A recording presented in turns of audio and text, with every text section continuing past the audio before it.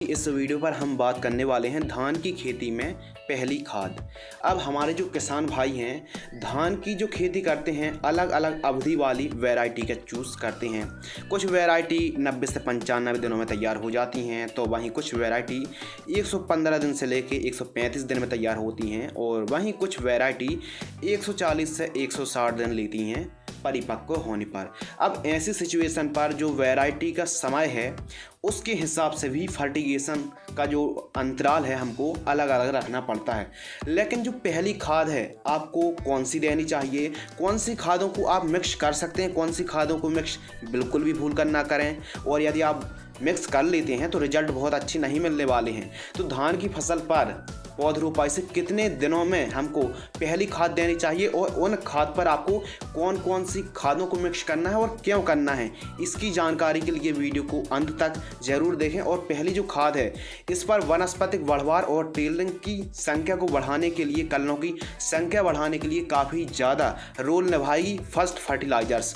तो उपज और साथ ही फसल को मजबूत बनाने में अहम रोल निभाने वाली है। और साथ ही जो पोषक तत्व हैं नाइट्रोजन है, फास्फोरस है, पोटास है, सल्फर है, जिंक है, ऐसे पोषक तत्वों की धान की फसल पर बहुत ज़्यादा ज़रूरत पड़ती है। और स्पेशल वेजिटेटिव जब बढ़वार होती है तो उस समय जिंक और नाइट्रोजन की बहुत ज़्यादा ज़रूरत पड़ती है।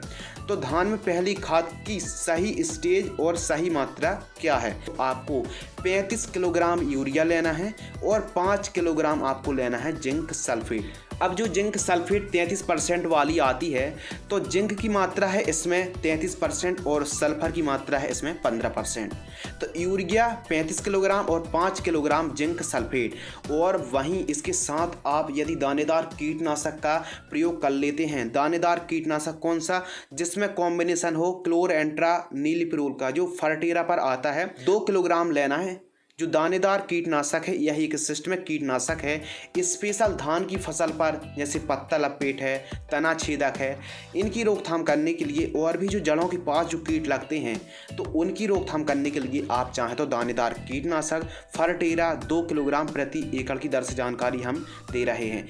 इन तीनों को मिक्स करके आप प्रति एकड़ की दर से जड़ों के पास दे दीजिए। लेकिन यदि आप चाहें तो आप पोटास की पूर्ति करने के लिए जब आप इस डोज को दे रहे हैं, यानी 35 kilogram urea, 5 kilogram zinc sulphate और उसके साथ आपको 2 किलोग्राम फर्टेरा दानेदार कीटनाशक के साथ यदि आप चाहें तो पहले डोज पर आप यदि आप इस डोज के साथ 25 किलोग्राम MOP यानी म्यूरेट ऑफ पोटास को मिलाकर देना चाहते हैं तो आप दे सकते हैं। लेकिन ध्यान रखें कि जैसे ही आपने यूरिया जिंक सल्फेट के साथ यदि MOP को मिला लिया है तो जल्दी से जल्दी, जी हाँ किसान भाइयों, जल्दी से जल्दी जो आपने कॉम्बिनेशन, जो आपने डोज तैयार किया है, मिश्रण तैयार किया है, उसको आपको देर तक नहीं रखना है। जल्दी से जल्दी आपको अपने खेत पर दे देना है, जड़ों के पास बहुत ही अच्छे रिजल्ट प्राप्त होंगे।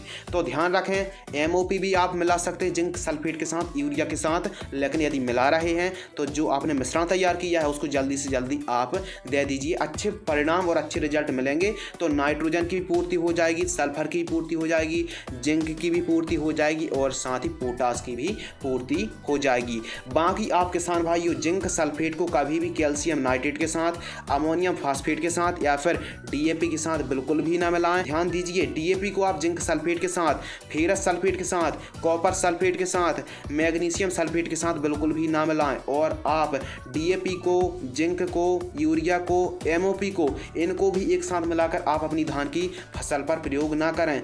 जिंक को आप फास्फोरस के साथ भी ना मिलाएं। बाकी बेहतरीन रिजल्ट के लिए धान की फसल पर यूरिया जिंक सल्फेट और आप MOP को मिक्स करके पहली खाद पर दे सकते हैं। अब धान की अवधि के आधार पर भी खाद का डोज दिया जाता है। यदि मान लीजिए आपकी धान की फसल 90 से 95 दिनों वाली वैरायटी है तो आप 8 से 15 दिनों की मध्य आप इस कॉम्बिनेशन को दे सकते हैं। और यदि आपकी धान की जो फसल की जो वैरायटी है 115 से 125 दिनों वाली वैरायटी है तो आप एक काम कर सकते हैं, 8 दिनों से लेकर 17 दिनों की मध्य दे सकते हैं।